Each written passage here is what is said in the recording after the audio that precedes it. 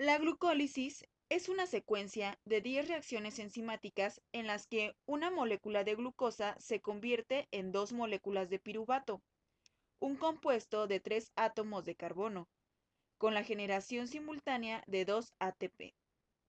La glucólisis tiene un papel fundamental en el metabolismo energético, dado que proporciona una parte significativa de la energía libre que la mayoría de los organismos utiliza y prepara la glucosa y otros compuestos para su degradación oxidativa posterior. La glucosa sanguínea surge como resultado de la degradación de los polisacáridos o de su síntesis a partir de los precursores que no son hidratos de carbono. La glucosa ingresa en la mayoría de las células por medio de transportadores específicos que la trasladan desde el exterior de la célula hacia el citosol. Las enzimas de la glucólisis se localizan en el citosol y se encuentran eventualmente asociados en forma laxa entre sí o con otras estructuras celulares. La glucólisis convierte la glucosa en dos unidades de piruvato. La energía libre que se libera en este proceso se recupera para la síntesis de ATP a partir de ADP y fosfato inorgánico. De este modo, la glucólisis es una vía de reacciones de fosforilación acopladas químicamente. Debemos notar que el ATP se utiliza muy tempranamente en la vía para sintetizar los compuestos fosforilados. Lo podemos ver en la reacción 1 y 3, pero luego se resintetiza a más del doble en las reacciones 7 y 10. Por lo tanto, puede considerarse que la glucólisis se presenta en dos etapas.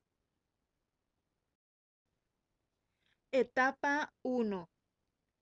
Inversión de energía. Incluye las reacciones de la 1 a la 5. En esta etapa preparatoria, la hexosa glucosa es fosforilada y luego experimenta una ruptura para producir dos moléculas de la triosa gliceraldehído 3-fosfato.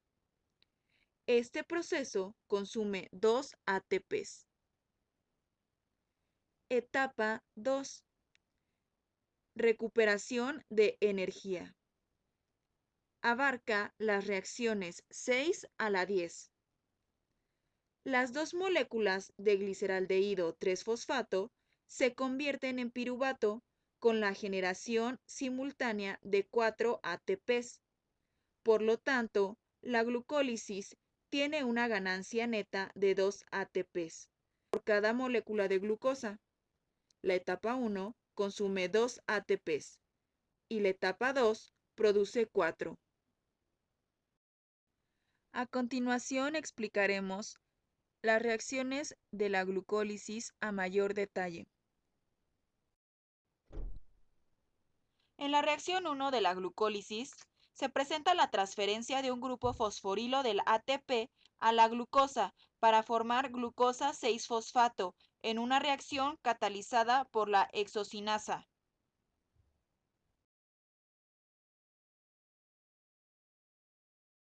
La reacción 2 de la glucólisis es la conversión de glucosa 6-fosfato a fructosa 6-fosfato, catalizada por la fosfoglucosa isomerasa. Esto es la isomerización de una aldosa a una cetosa. En la reacción 3 de la glucólisis, la fosfofructosinasa fosforila la fructosa 6-fosfato para generar fructosa 1,6-bisfosfato. La aldosa cataliza la reacción 4 de la glucólisis, la ruptura de la fructosa 1,6-bifosfato para formar dos triosas, el gliceraldehído 3-fosfato y dihidroxiacetona fosfato. Ellos se interconvierten por medio de una reacción de isomerización con un intermediario enidiol. La triosa fosfato isomerasa cataliza este proceso en la reacción 5 de la glucólisis, que es la reacción final de la etapa 1. Al formarse dos gliceraldehídos 3-fosfatos, los productos siguientes tendrán que multiplicarse por 2, tomando en cuenta que provienen de cada uno de los gliceraldehídos 3-fosfato que se produjeron. La reacción 6 de la glucólisis es la oxidación y fosforilación del gliceraldehído 3-fosfato por el NAD y el fosfato inorgánico, catalizada por la enzima gliceraldehído 3-fosfato deshidrogenasa. Como producto se obtiene el 1,3-bisfosfoglicerato. La reacción 7 de la vía glucolítica produce ATP junto con 3-fosfoglicerato en una reacción catalizada por la enzima fosfoglicerato sinasa. En la reacción 8 de la glucólisis, el 3-fosfoglicerato se convierte en 2-fosfoglicerato por medio de la enzima fosfoglicerato mutasa.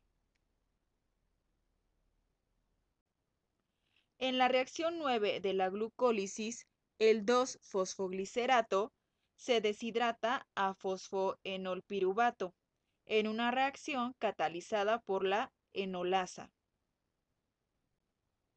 En la reacción 10 de la glucólisis, su reacción final, la piruvato sinasa acopla la energía libre de la hidrólisis del fosfoenolpiruvato a la síntesis del ATP para formar piruvato.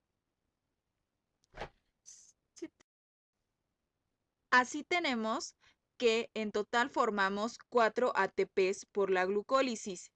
Sin embargo, utilizamos 2 en la etapa 1.